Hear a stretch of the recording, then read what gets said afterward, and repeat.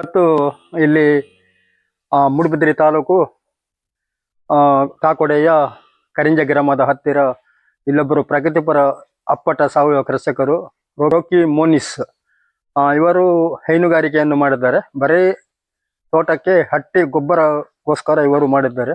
ಬನ್ನಿ ವೀಕ್ಷಕರೇ, ಇವತ್ತು ಇವರು ಹಟ್ಟಿ ಗೊಬ್ಬರ ತಯಾರು ಮಾಡೋದು ಹೇಗೆ, ಆನಂತರ ಇವರದ್ದು ಹೈನುಗಾರಿಕೆ ನೋಡಿ ಬರೋಣ ಸರ್. ಇದು ನಾವು ಇವತ್ತು ಸಾಧಕರಿಗೆ ಸಲಾಂ ಯೂಟ್ಯೂಬ್ ಮೂಲಕ ಅವರಿಗೆ ನಾನು ಸ್ವಾಗತವನ್ನು ಕೋರುತ್ತೇನೆ.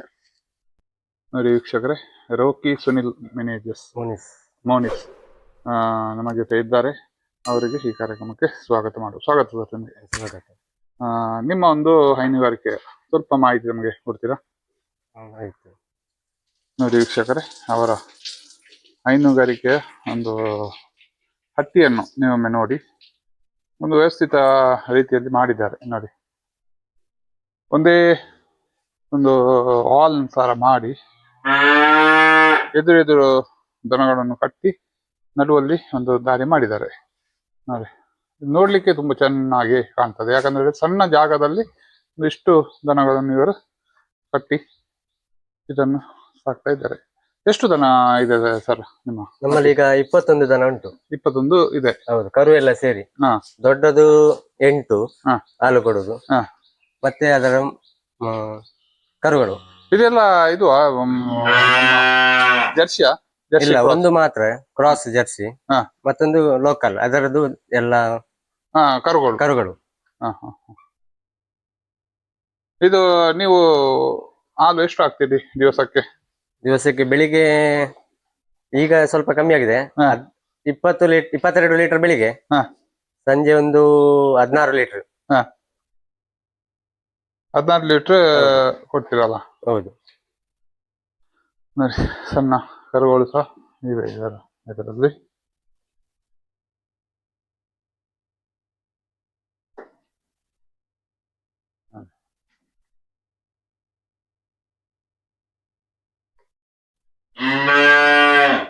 ಒಂದು ಸುತ್ತಲೂ ನಡುವಲ್ಲಿ ದಾರಿ ಬಂದು ಬಿಟ್ಟು ಸುತ್ತಲೂ ದನವನ್ನು ಕಟ್ಟಿದ್ದಾರೆ.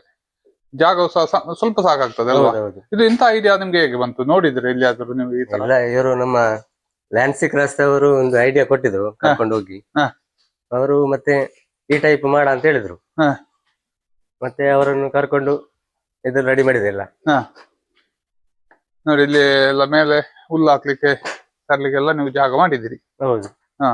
ನೀವು ಇದನ್ನ ತೊಳೆದ ನೀರೆಲ್ಲ ಏನ್ ಮಾಡ್ತೀರಿ? ಇಲ್ಲಿ ಕೆಳಗೆ ಗೋಬರ್ ಗ್ಯಾಸ್ ಒಂದು ಮಾಡಿದ್ದೇನೆ, ಅಲ್ಲಿ ಹೋಗ್ತದೆ. ಮತ್ತೆ ಅಲ್ಲಿಂದ ನಾನು ದೊಡ್ಡ ಟಾಂಕಿ ಉಂಟು ಕೆಳಗೆ, ಆ ನೀರನ್ನು ಅಡಿಕೆ ಗಿಡಗಳಿಗೆ ಬಿಡುದು. ಮತ್ತೆ ಇಲ್ಲಿ ಹಟ್ಟಿಯಲ್ಲಿ ಗೊಬ್ಬರ ಎಲ್ಲ ಇಲ್ಲಿಗೆ ಅದು ಅಲ್ಲಿ ಫಿಲ್ಟರ್ ಆಗ್ತದಲ್ಲ? ಹೌದೌದು. ಅಲ್ಲಿಂದ ಅದು ಗೋಬರ್ ಗ್ಯಾಸಿಗೆ. ಹೌದು. ಗೋಬರ್ ಗ್ಯಾಸ್ ಹೋಗಿ ಗೋಬರ್ ಗ್ಯಾಸ್ ಸಾಕಾಗ್ತದ ನಿಮ್ಗೆ? ಸಾಕು. ದಿವಸಕ್ಕೆ 4 ಗಂಟೆ ಸಿಗ್ತದೆ ಅಲ್ವಾ? ಹೌದು. ಈಗ ಅಡಿಗೆ ಅನ್ನ ಆಗ್ತಾ ಉಂಟು ಒಲೆಯಲ್ಲಿ. ಮತ್ತೆ ಚಹಾ ಕಾಫಿ ಎಲ್ಲ ಆಯ್ತು, ಅದರಲ್ಲಿ ರೆಡಿ ಆಯ್ತು ಈಗ.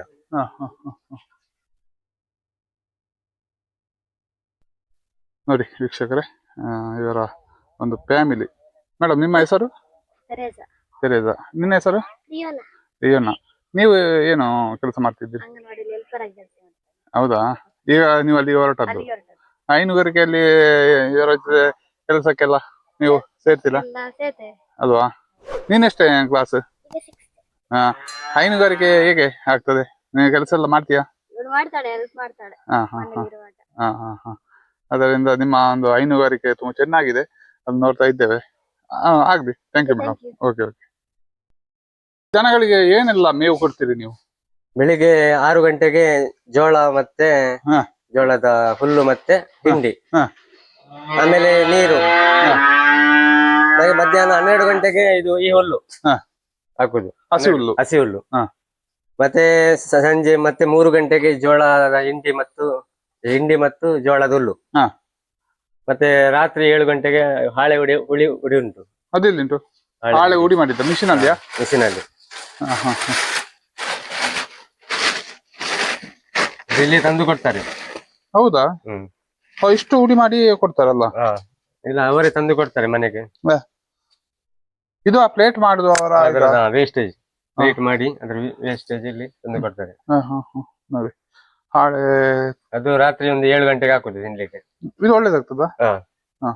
ಎಷ್ಟು ಇದು ಗೋಣಿಗೆ? ಒಂದು ಗೋಣಿ 20 kg 240 ರೂಪಾಯಿ. ಇಲ್ಲಿ ತಂದು ಇಲ್ಲಿ ಎಲ್ಲಿ ಮಾಡ್ತಾರೆ? ಅದು ಬನ್ನಡಕದಲ್ಲಿ ಮಾಡ್ತಾರೆ. ಬನ್ನಡಕ ಕಿರಣ್ ಕುಮಾರ್ ಅಂತ ಅವರು ತಂದು ಕೊಡ್ತಾರೆ ಮನೆಗೆ. ಅದು ಇದು ಎಷ್ಟು ಆಗ್ತೀರಿ ನೀವು? ಒಂದು ಗೋಣಿ ಎಷ್ಟು? ಗೋಣಿ ಒಂದು ದಿವಸಕ್ಕೆ ಇಷ್ಟು ಮಂದಿಗೆ ಸಾಕಾಗ್ತದೆ. ಮತ್ತೆ ಹಿಂಡಿ ಐಡಿಯಲ್ ಅವರದು ಇದಲ್ಲ? ಹೌದು, ಇದೊಂದೇ ಹಾಕುದಾ? ಒಂದೇ ಐಡಿಯಲ್. ಮತ್ತೆ ರಾತ್ರಿ ಒಂದು 9 ಗಂಟೆಗೆ ಬೈ ಹುಲ್ಲು ಹೊಣ ಹುಲ್ಲು ಹಾಕ್ತಿರಲ್ಲ? ಅದು ಸಹ ನೀವು ಅದು ಎಲ್ಲಿಂದ ತರ್ತೀರಿ ನೀವು ಹೊಣ ಹುಲ್ಲು? ಅದು ಬೆಳವಾಯಲ್ಲಿ ಸಿಗ್ತದೆ. ಎಷ್ಟು ಅದು ಒಂದು ಕಟ್ಟಿಗೆ ಎಷ್ಟಾಗ್ತದೆ? ಅದಕ್ಕೆ 250 250. ಅಷ್ಟೆಲ್ಲ ಹೋಗುವಾಗ ನಿಮ್ಗೆ ಸಾಧಾರಣ ಒಂದು ಖರ್ಚಾಗ್ತದೆ ಅಲ್ಲ? ಹೌದು, ದಿವಸಕ್ಕೆ ಇಷ್ಟು ಮಂದಿಗೆ 2000 ಬೇಕು ದಿವಸಕ್ಕೆ ಅಲ್ವಾ? ಹೌದು.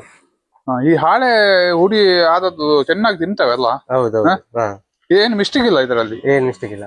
ಅದು ಪ್ಲೇಟ್ ಮಾಡುವಾಗ ಅದರ ವೇಸ್ಟ್ ಉಳಿತದಲ್ಲ, ಅದನ್ನೇ ಹುಡಿ ಮಾಡಿ ಕೊಡುದು. ಹೌದೌದು. ಇದರ ಬಗ್ಗೆ ಏನ್ ಹೇಳ್ತೀರಿ ಎಡ್ವರ್ಡ್ ಅವರೇ, ಈ ಹಾಳೆಯ ಬಗ್ಗೆ? ಅಲ್ಲ, ಇದು ಹೆಚ್ಚು ತುಂಬಾ ಜನ ಉಪಯೋಗ ಮಾಡ್ತಾರೆ. ಇದರಲ್ಲಿ ತುಂಬಾ ನಾರಿನ ಅಂಶ ಇದೆ. ಇದು ದನಗಳಿಗೆ ತುಂಬಾ ಒಳ್ಳೇದು ಆಹಾರ. ರಾಸಾಯನಿಕ ಗೊಬ್ಬರ ಇದೆಲ್ಲ ಅದ್ರಲ್ಲಿ ಕಲಬೆರಕೆ ಇಲ್ಲ, ಇಷ್ಟಪಟ್ಟು ತಿಂತವೆ. ಇದು ಒಣ ಹುಲ್ಲು ಸಹ ಇವರು ತಂದು ನೋಡಿ ಶೇಖರಣೆ ಮಾಡಿ ಇಟ್ಟಿದ್ದಾರೆ.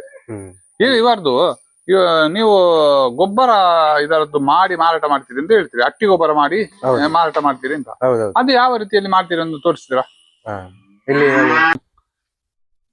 ಗೊಬ್ಬರ ಯಾವ ರೀತಿ ಮಾಡ್ತೀರಿ ಒಮ್ಮೆ ಮಾಹಿತಿ ಕೊಡಿ. ನಾವು ಒಂದು ಲೇಯರ್ ಅಡಿಕೆದು ಎಲೆ, ಸಿಪ್ಪೆ, ಸೋಗೆ, ಫಸ್ಟ್ ಸೋಗೆ ಹಾಕುದು ಒಂದು ಲೇಯರ್. ಅದು ಫುಲ್ ಹಾಕಿ 21 ಬಾಲ್ದಿ ಸೆಗಣಿ ಹಾಕಿ ಅಲ್ಲಿ ಗೊಬ್ಬರ ಗಸಿದ್ದು ನೀರುಂಟು ಅದನ್ನ ಇದರ ಮೇಲೆ ಬಿಡುವುದು. ಆಮೇಲೆ ಅದನ್ನು ಎಲ್ಲ ಕಾಲಲ್ಲಿ ಇದು ಮಾಡಿ ಎಲ್ಲ ಹುಡಿ ಮಾಡಿ ಬಿಡುದು. ಆಮೇಲೆ ಅಡಿಕೆ ಸಿಪ್ಪೆ, ಸೊಪ್ಪು ಅದೆಲ್ಲ ಹಾಕುದು. ನೋಡಿ ಇದೆಲ್ಲ ನೀವು ಈಗ ಅದಕ್ಕೆ ಹಾಕ್ಲಿಕ್ಕೆ ರೆಡಿ ಮಾಡಿ ಇಟ್ಟಿದ್ದೀರಲ್ಲ? ಹೌದೌದು. 21 ಬಾಲ್ದಿ ಹಾಕ್ತಿರಲ್ಲ? 21 ಬಾಲ್ದಿ ಆಗ್ತದೆ. ಅದು ಈಗ 3 ಹಾಕುದು. ಈಗ 3 ನಂತರ ಇದರ ಸ್ಲರಿ ಹಾಕ್ತಿರಿ? ಹೌದೌದು ಅಲ್ವಾ, ಗೊಬ್ಬರ ಗಸಿ? ಹೌದು. ಇಲ್ಲಿ ವಾಪಸ್ ಬಂದು ಅದಕ್ಕೆ ಹೋಗ್ತೀರಿ, ಗೊಬ್ಬರ ಗಸಿ ಅದಕ್ಕೆ ಹೋಗ್ತದೆ ಇಲ್ಲಿಂದ ಜಾಸ್ತಿ ಅಲ್ವಾ? ಮಾಡಿ ತೋರಿಸ್ತೀರಾ? ಆಯ್ತಾಯ್ತು.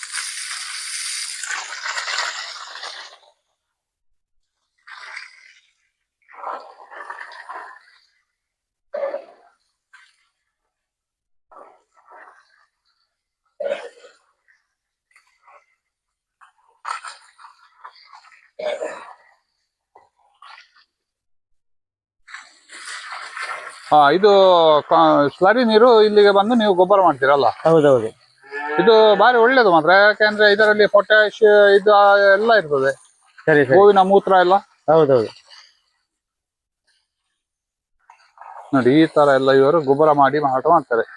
ಇದು ಎಷ್ಟು ದಿವಸಕ್ಕೆ ಒಮ್ಮೆ ನೀವು ಇದು ಮಾಡ್ತೀರಿ, ಗೊಬ್ಬರ ತೆಗಿತೀರಿ? 15 ದಿವಸಕ್ಕೆ 300 ಬಟ್ಟೆ ಸಿಗ್ತದೆ.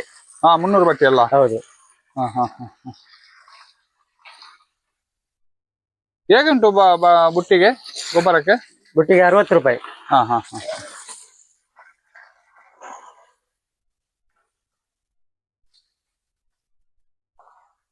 ನೋಡಿ ಈ ತರ ಎಲ್ಲ ಚೆನ್ನಾಗಿ, ಅಂದ್ರೆ ಸರಿ ಬಿಟ್ಟಂತ ಗೊಬ್ಬರ ಯಾವಾಗ್ಲೂ ಒಳ್ಳೇದಿರ್ತದೆ. ಯಾಕಂದ್ರೆ ಅದರಲ್ಲಿ ಈ ಸೆಗಣಿಯ ನೀರು ಮತ್ತೆ ಇದರ ಮೂತ್ರ, ಗೋಮೂತ್ರ ಎಲ್ಲ ಮಿಶ್ರಣ ಆಗಿರುವುದರಿಂದ ಚೆನ್ನಾಗಿ ಆಗ್ತದೆ. ನೋಡಿ ಇಷ್ಟೆಲ್ಲ ಸೆಗಣಿ ಇದರಲ್ಲಿ ಹಾಕ್ತಾರೆ. ಇದೊಂದು ಒಳ್ಳೆಯ ಒಂದು ಮಾಹಿತಿ. ನೋಡಿ ಇಲ್ಲಿ ಜಾಸ್ತಿ ಆದ ನೀರು ಇಲ್ಲಿ ಬರ್ತದಲ್ಲ? ಹೌದು. ಇಲ್ಲಿ ಬಂದು ಇಲ್ಲಿಂದ ಕೆಳಗೆ ಗೊಬ್ಬರ ಗಸಿಗೆ ಹೋಗ್ತದೆ. ನೀವು ಸ್ವಲ್ಪ ಸಹ ನೀರು ವೇಸ್ಟ್ ಮಾಡುದಿಲ್ಲ ಹಾಗಾದ್ರೆ ಅಲ್ವಾ? ಎಲ್ಲ ತೊಳೆದದ್ದು ನೀರು ಅದಕ್ಕೆ ಹೋಗ್ತದೆ ಅಲ್ವಾ? ಹೌದೌದು. ಅದರ ಟ್ಯಾಂಕ್ ಎಲ್ಲಿ ಮಾಡಿದಿರಿ? ಅಲ್ಲಿ ಕೆಳಗೆ ದೊಡ್ಡುಂಟಾ? ಹೌದೌದು. ಹಳತ್ತು ಗೊಬ್ಬರ ಗೆಸದು ಡ್ರಮ್ಮು ತೆಗೆದು ಮೇಲೆ ಇಟ್ಟು ಅದೇ ಯೂಸ್ ಮಾಡ್ತಿದ್ದೇನೆ. ಟ್ಯಾಂಕಿ ಮೋಟರ್ ಎಲ್ಲ ಹಾಕಿದ್ದೇನೆ. ಅದರಿಂದ ಇಲ್ಲಿಗೆ ಪಂಪ್ ಮೂಲಕ ಬರ್ತದೆ ಅಲ್ವಾ ಲಾರಿ? ಗೊಬ್ಬರಕ್ಕೆ ಒಳ್ಳೆ ಡಿಮಾಂಡ್ ಇರ್ಬೋದಲ್ಲ? ಗೊಬ್ಬರಿಗೆ ಉಂಟು. ಹೌದು ಅಲ್ವಾ? ನಾನು ಮೇ ಇಂದ ಅಕ್ಟೋಬರ್ ತನಕ ಸೇಲ್ ಮಾಡ್ತೇನೆ. ಹ್ಮ್. ಆಮೇಲೆ ಒಂದೊಂದು ಬುಟ್ಟಿ ಅಡಿಕೆ ಗಿಡಕ್ಕೆ ಹಾಕುದು. ಇದೊಂದು ಬಾಲ್ದಿ ನಿಮ್ಮ ನನ್ನ ಗಿಡಗಳಿಗೆ ಗಿಡಕ್ಕೆ 1,500 ಗಿಡ ಉಂಟು. ಹಾ. 1,500 ಬಾಲ್ದಿ ಒಂದೊಂದು ಗಿಡಕ್ಕೆ ಒಂದೊಂದು ಹಾಕುದು. ಮತ್ತೆ ಅದಕ್ಕೆ ಸ್ವಲ್ಪ ರಾಸಾಯನಿಕ ಕೊಡುದು. ರಾಸಾಯನಿಕ ಅದು ಈ ಗೊಬ್ಬರ ಸಗಣಿ ಹಾಕಿ 2 ತಿಂಗಳ ನಂತರ. ಹಾಗಾದ್ರೆ ನಿಮ್ಗೂ ಸಹ ಉಪಯೋಗ ಆಗ್ತದೆ. ಹೌದು, ಬೇರೆಯವರಿಗೂ ಜಾಸ್ತಿ ಆದದ್ದು ಹೇಳಿದರೆ ಯಾರಿಗೆ ಕೊಡ್ತೇನೆ. ಇದೊಂದು ಒಳ್ಳೆ ನಿಮ್ಮ ಒಂದು ಕೃಷಿ ಕಾರ್ಯ. ಯಾಕಂದ್ರೆ ಹೇಳಿದ್ರೆ ಕೆಲವರು ಸೆಗಣಿ ಮಾತ್ರ ಮಾರಾಟ ಮಾಡ್ತಾರೆ. ನಿಮ್ದು ಆತರ ಅಲ್ಲ. ಈ ಸ್ಲರಿ ಗೊಬ್ಬರ ಅದೆಲ್ಲ ಆಳೆದೆಲ್ಲ ಇದು ಮಾಡಿ ಹಟ್ಟಿ ಗೊಬ್ಬರವನ್ನೇ ರೆಡಿ ಮಾಡಿ ಕೊಡ್ತೀರಿ. ಅಲ್ಲಿ ಹಟ್ಟಿ ತೊಳೆದದ್ದು ಇಲ್ಲಿ ಬರ್ತದಲ್ಲ. ಹೌದೌದು, ಈ ಟಾಂಕಿ ಒಂದು ಬೀಳ್ತದೆ ಅಲ್ವಾ, ಆ ಪೈಪ್ ಮುಖಾಂತರ. ಇಲ್ಲಿಂದ ನೀವು ಹಟ್ಟಿಗೆ ಬಿಡ್ತೀರಿ ಅಲ್ವಾ? ಇದು ಬಾರಿ ಚೆನ್ನಾಗಿದೆ. ಇದು ಮೊದಲು ಈ ಗೋಬರ್ ಗ್ಯಾಸ್ ಇಂದ ಮಾಡ್ತಿದ್ರಿ ಅಲ್ವಾ? ಸರಿ, ಹೌದು. ಈ ಟ್ಯಾಂಕಿಗೆ ಈಗ ಇದನ್ನು ರಿಮೂವ್ ಮಾಡಿ ನೀವು ಇಲ್ಲಿಂದ ಇದನ್ನು ನೀರು ಅಲ್ಲಿಗೆ ಇದು ಮಾಡ್ತೀರಿ, ಶಿಫ್ಟಿಂಗ್ ಮಾಡ್ತೀರಿ. ಒಳ್ಳೆಯದು. ನಿಮ್ದಲ್ಲಿ ಕೆಳಗೆ ತೋಟದು? ತೋಟ ಇಲ್ಲಿ ಕೆಳಗೆ. ಹಳೆ ಇದಲ್ಲ ಅಡಿಕೆ ಮರ. ಹೌದು.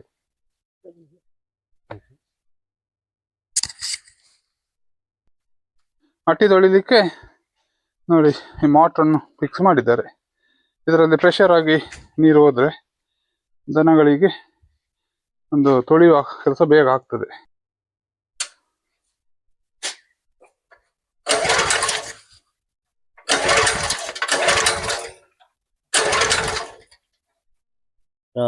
ಕನ್ನಡ